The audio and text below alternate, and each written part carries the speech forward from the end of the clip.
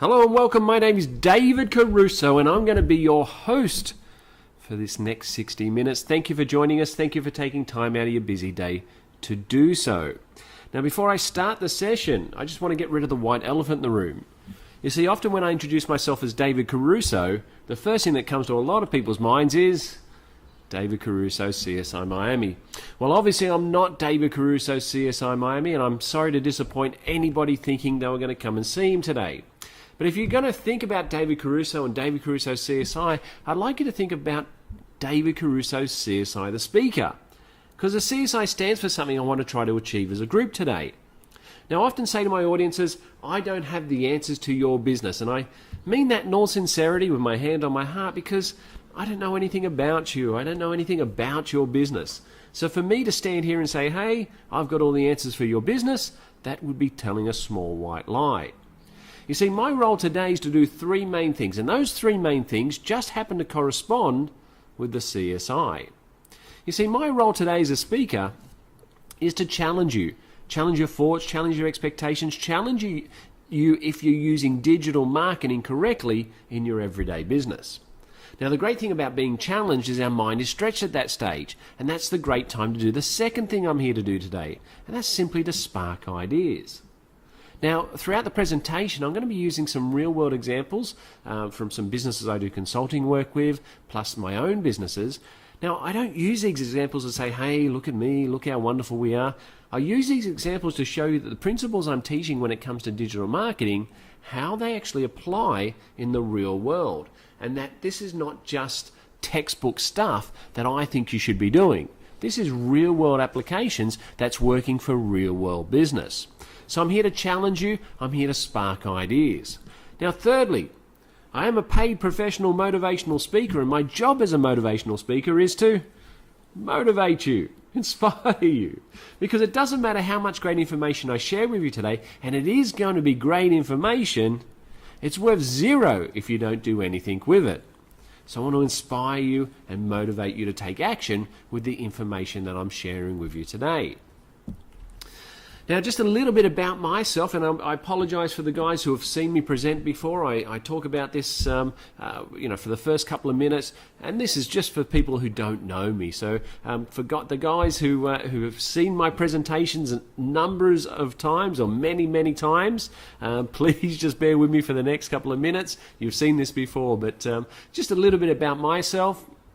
I had a very successful hire business in Sydney for close to 20 years. We knew it was fairly successful. We turned over $4 million a year, 50 plus employees. We won a few business awards in our time. Business Swap International Business of the Year. We were New South Wales and ACT Business of the Year 2 years running. For my international guests on the call today, New South Wales, ACT, they're our states in Australia. I was Blacktown Business Award winner. That's my local area. 4 years running. Bit of a lucky streak there, maybe. And I was finalist in the Australian Hire Company of the Year for 2 years running. And that was up against some really big heavyweights, some big national companies. We never won that award. We never won the Australian Hire Company of the Year, but we were one of the finalists in that category. Now, in 2010, I sold my business, and since then, I've been a professional speaker. And I speak at conferences, seminars, events, and we do what we call a keynote presentation. And basically, a keynote presentation is 45 minutes, 60 minutes, up to 90 minutes, where I kind of get the audience excited about the convention. It's almost to open the convention, open the conference up. And I fly all over the world to speak at various events. Now, you can probably tell by my accent that I am an Australian, but I have not lived in Australia, and it's getting on now, for 7 to 8 years. And I live in a small little fishing village in Thailand, a small village called Hat Jao Samran. And Hat Jao, I'm actually speaking from Hat Jao Samran now, this quaint little fishing village. We're 90 minutes south of Bangkok.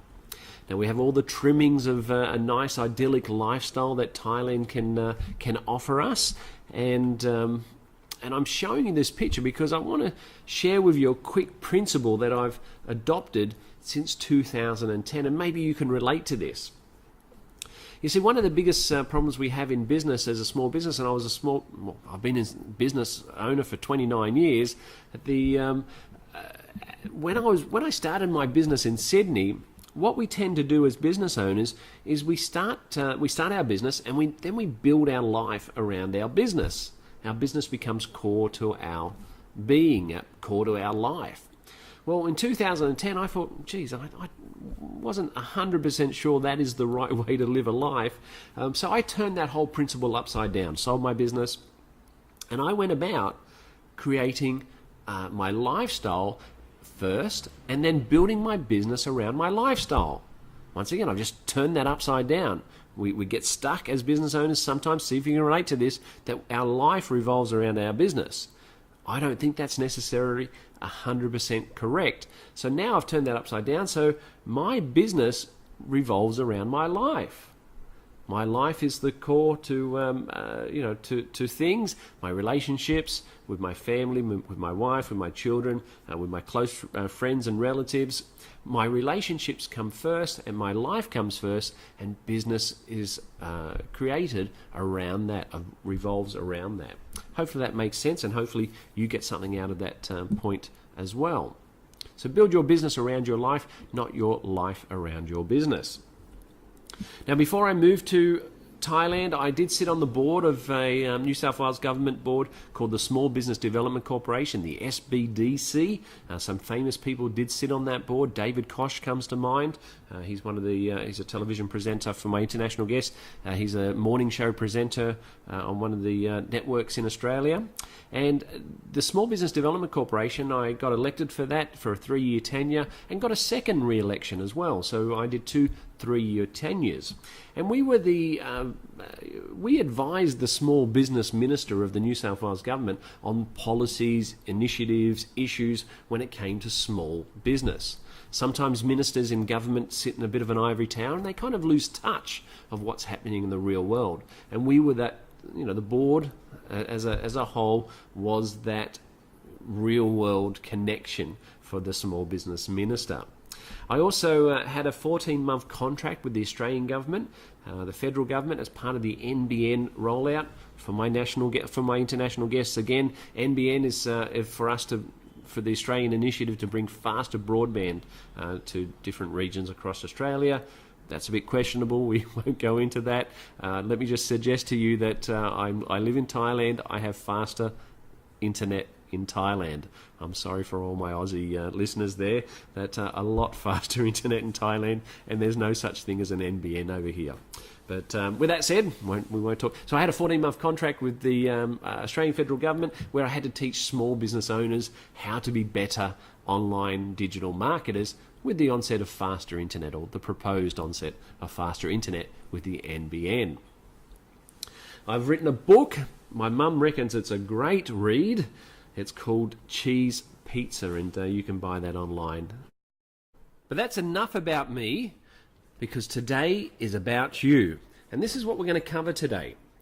We're going to look at why your website is such a critical factor to the future success of your business. We sometimes, as business owners, overlooking the importance of our website. We're going to dive in deep why it's such an important and critical success factor. We're then going to uncover an important revelation in the building of your website. Some big words there, uncover an important revelation. So principally, I'm going to show you that the way we're building our website at the moment is totally wrong. But we've been conditioned to build our website that way for the last 10, 15, 20 years. That conditioning has got to change. We've got to reverse that. It's going to blow your mind when I show you this point. Then I'm going to talk about website landing pages. It's great to have a website, but it's more important now to have a series of website landing pages. I'll dive in deep what I mean by that. In the last 10, 15 minutes, I want to talk about a 5-week crash course I've got starting today. I'd like you to participate in a course with me. It's for 5 weeks. If you've enjoyed the session today, if you get some ideas out of today's session, you're going to love the 5 weeks of training. It's in this format, and we dive in a lot deeper than a lot of the stuff we cover in today's 60 minutes session. So I'm going to talk about that, like I said, for the last 10, 15 minutes. I'm going to make it such an attractive offer to you, and I'm going to ethically bribe you and to do this course because I really think it'll make a positive impact into your business, into your everyday business. Like I said, if you get a few ideas out of today's session, you're going to get a ton of ideas out of the next 5 weeks. And basically, I'm going to mentor you for the next 5 weeks, hold your hand through the process and teach you a lot of online and digital marketing strategies that's going to make your business a success. So let's get started in today's session. And the first bombshell I want to drop today: your website's look and feel is sending a message to your potential customers. Let me say that again. Your website's look and feel is sending a message to your potential customers. If your website's built by your friend's 14-year-old daughter, and it looks very, very unprofessional. I'm sure everybody on the call today has a professional-looking website. That unprofessional website is sending a message to the outside world that perhaps you're unprofessional. Because people are coming to your website and they're making a kind of instinctive decision about who you are, what you're about, based on the look and feel of your website. So your website might look shady, it might look untrustworthy, might look unprofessional. We want to make sure that our website is up to scratch because, like I said, in that first 30 seconds of a person landing on your website, they're making a decision about you and what your business is about. So our look and feel of our website is a very, very important factor. Now, if you've heard me speak before, you would have heard me talk about online marketing, digital marketing is just not about having a website. A lot of people think, that's the website is the be-all and end-all when it comes to digital and online marketing. Well, it's not. There are a lot of channels when it comes to digital marketing, online marketing. There's obviously search engine optimization, there's email marketing, there's blogging, affiliate marketing, banner advertising, Google advertising, social media marketing. There's a lot of channels when it comes to digital marketing. Now, what is true though, and what we've got to come to understand, is that our website is the foundation to all those channels. And what do I mean by that? If it doesn't matter how much money I'm spending on Google advertising, if I'm sending the traffic to a crap-looking website, to an unprofessional-looking website, to an untrustworthy website, I'm principally burning my money in Google advertising. Doesn't matter how much search engine optimization I apply to the website. If I'm getting traffic coming to a crappy-looking website, I'm burning the traffic. So our website is the foundation to all our online marketing endeavors. And we know what happens when we build something on a weak foundation. I'm making the hand signal here, and if we build something on a weak foundation, it generally falls over, the tree falls over. So it's very, very important. Our website is the foundation to all our online marketing endeavors. Now, there was a quite controversial article done by a gentleman called Craig Reardon. And this article he wrote was back in 2012, so quite a few years ago. And basically back in 2012, Craig Reardon wrote, "Your website is now your business." Let me say that again. His headline for the article was quite controversial at the time. He said back in 2012, "Your website is now your business." Now, whilst I don't fully agree, I don't fully disagree, and we're just going to explore this statement in a little bit more detail. Now, this graph that you see on the screen or this diagram you see on the screen is actually from his article. And I think what we can agree on at this stage is that traditional marketing and online marketing, they kind of sat on different sides of the fence. They sat on, they're polar opposites to each other. Traditional marketing, digital marketing, online marketing didn't mix. They sat on different sides of the fence. Well, this has changed, and we're going to talk about this in a little bit more detail. So here's the bombshell.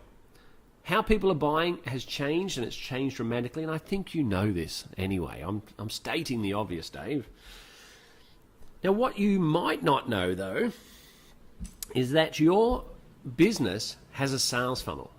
And I don't care what business you're in, what industry you're in, and we all as business owners have a sales funnel in our business, whether you know it or not. Now, some people have a really short sales funnel, so the lead comes into the funnel, a couple of steps, customer comes out the bottom. Or some other people might have a really long sales funnel. Lead comes in, there's a lot of steps, customer comes out the bottom.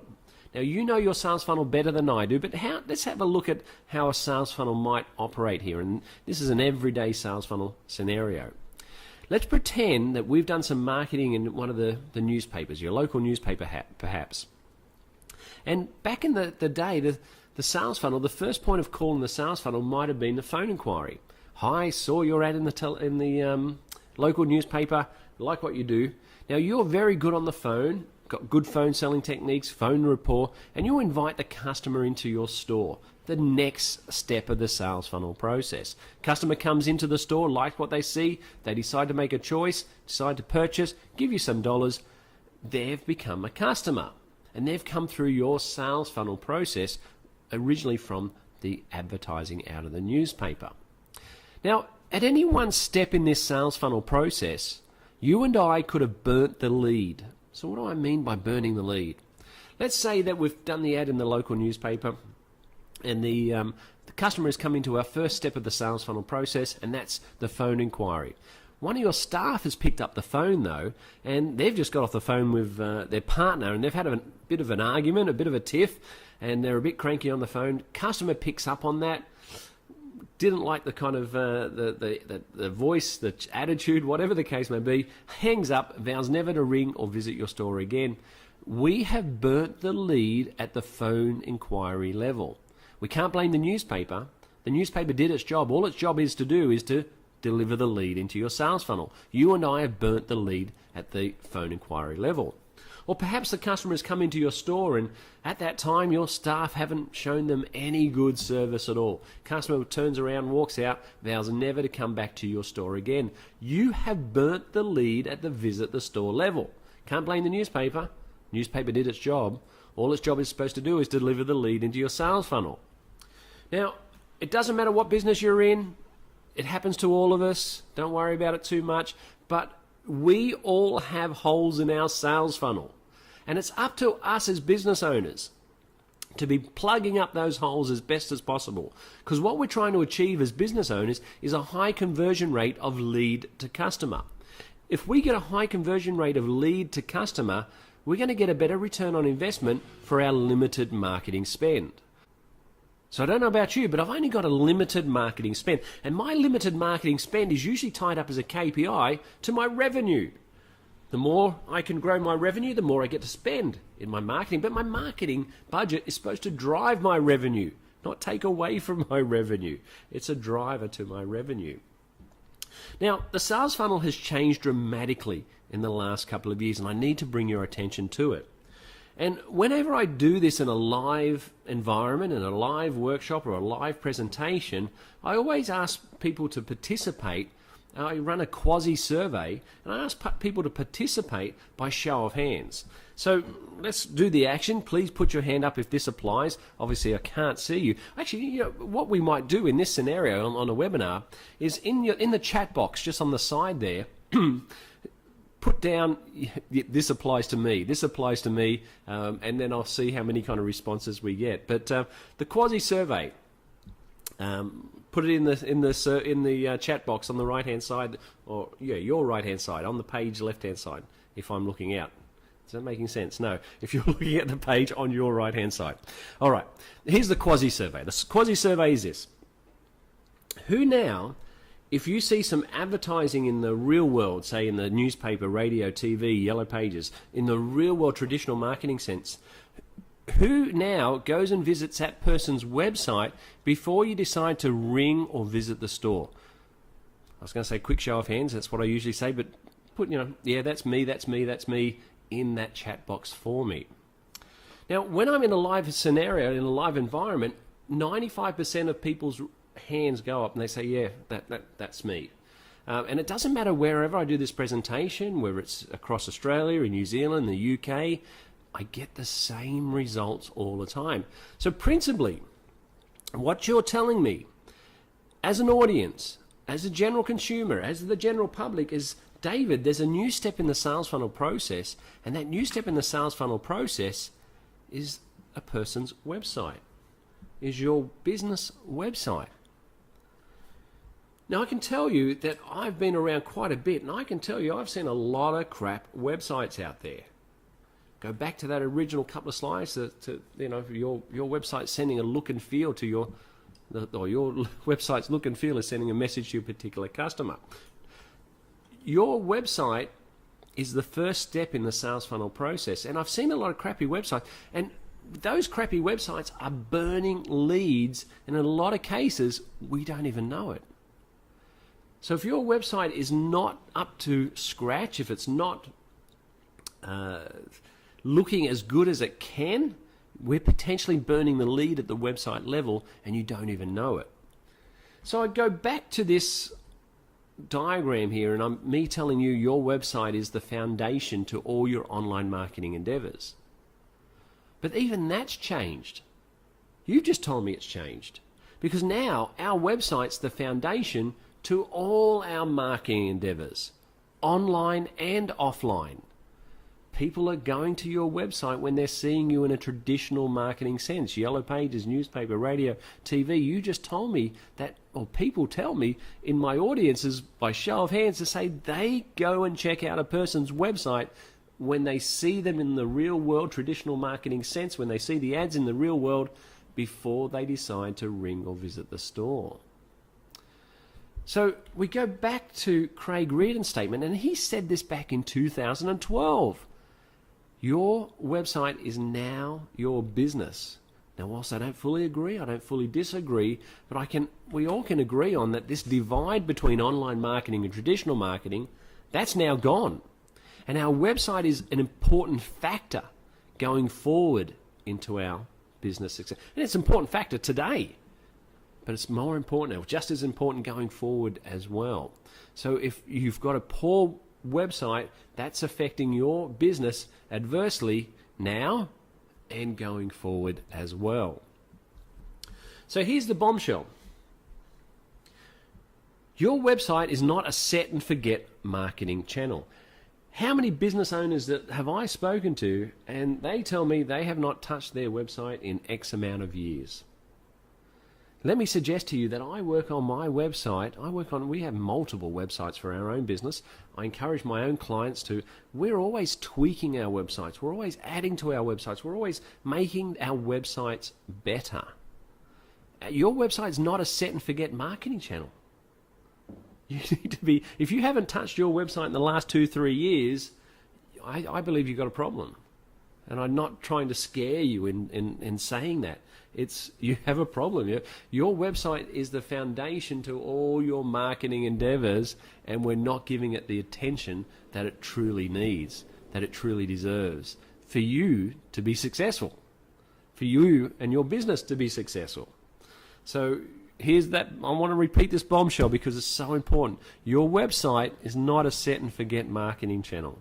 Work on it weekly, monthly at minimum, but definitely weekly if possible.